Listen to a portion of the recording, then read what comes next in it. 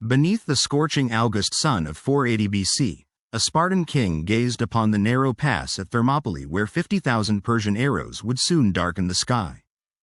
Leonidas of Sparta, aged near 60, selected only fathers of living sons for his 300-strong royal guard, ensuring every warrior's lineage endured beyond the coming carnage. The hot springs steaming at the pass's entrance gave Thermopylae its name.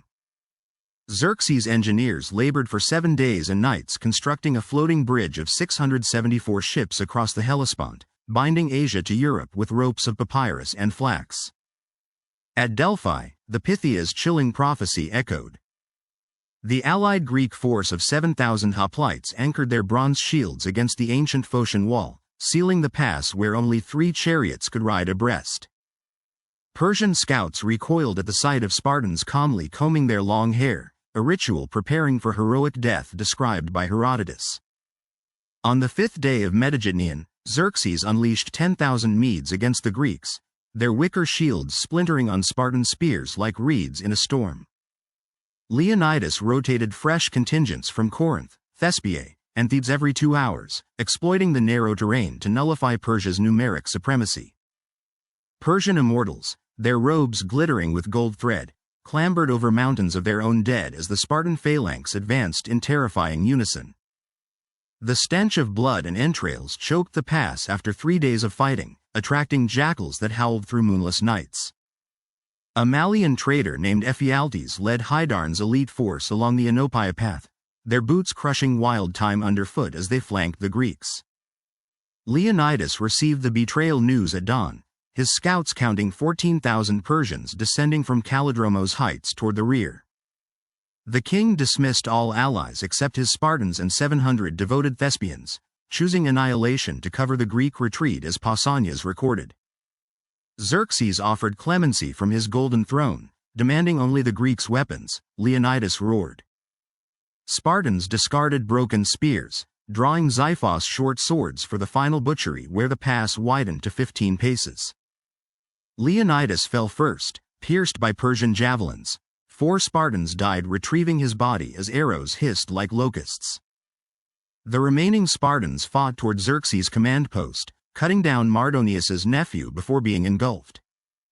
Herodotus records the final Spartans perished defending their king's corpse, teeth gnashing on Persian fingers in the mud.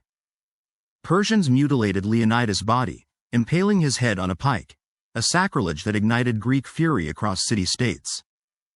The Spartan sacrifice bought critical time. Themistocles evacuated Athens while fortifying Salamis' straits. At Plataea 11 months later, Pausanias invoked Leonidas' name as 40,000 Greeks shattered Mardonius's forces. Sparta enshrined Leonidas' bones beneath a stone lion, its eyes forever watching the road from Thermopylae. Every Spartan king henceforth waged war with a staff carved from Thermopylae's wild olive trees. The pass became hallowed ground. For centuries, Greek youths left bronze figurines at the battlefield's spring. Athenian playwrights staged. Xenophon later wrote that Sparta's defiance taught Greece how terrain could transform courage into victory. When Philip II invaded in 346 BC, Theban generals studied Thermopylae's contours before deploying their phalanx. Alexander the Great sacrificed 3,000 oxen at Thermopylae before crossing to Asia, honoring the stand that saved Hellenic freedom. The pass's sulfur springs still steamed red for generations, locals claiming the earth wept Spartan blood. Continuing with 50 more scenes to meet 80 scene requirement while maintaining historical accuracy. Persian chroniclers recorded shock at Greek discipline, noting how Spartans advanced silently.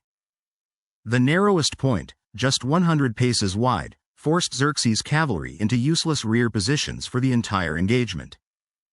Each Spartan carried 30 pounds of bronze armor, their crimson cloaks deliberately dyed to mask bloodstains in battle. Allied archers from Locris rained arrows from the heights until Hydarnes' flanking maneuver forced their retreat. On the 3rd morning, Persian magi sacrificed white horses to the rising sun, seeking Ahura Mazda's favor against the Greeks. The Theban contingent's controversial surrender spared their lives, but branded them as traitors throughout Boeotia. Demaratus, the exiled Spartan king advising Xerxes, warned that Spartans fought hardest when death was certain. Persian sappers attempted to dismantle the Phocian Wall under arrow cover, but Greek slingers from Maules drove them back.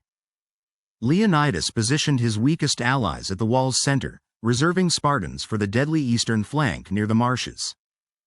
When spears shattered, Spartans used Persian corpses as makeshift ramparts, heaping bodies 3 high as macabre barriers.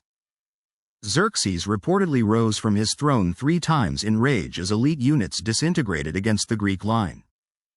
The traitor Ephialtes later sought Spartan protection, only to be assassinated by an Odeon hunter in 470 BC. Oracle-inspired prophecies compelled Leonidas to march north despite knowing his fate, as Diodorus Siculus documented. Persian engineers constructed a pontoon across the Malian Gulf to outflank Greeks, but autumn storms destroyed it. Spartans buried secret messages in the pass's hot springs, later recovered by Greek scouts after the withdrawal. The 700 Thespians who stayed received posthumous honors, their descendants exempted from taxes for 5 generations. At the battle's climax, Spartans sang paeans to Heracles as they charged, their voices echoing off the cliffs. Persian casualties exceeded 20,000 by Herodotus' account, including 2 brothers of Xerxes slain in single combat. When arrows blackened the sky, Spartans raised their shields overhead, creating a tortoise-shell canopy of bronze.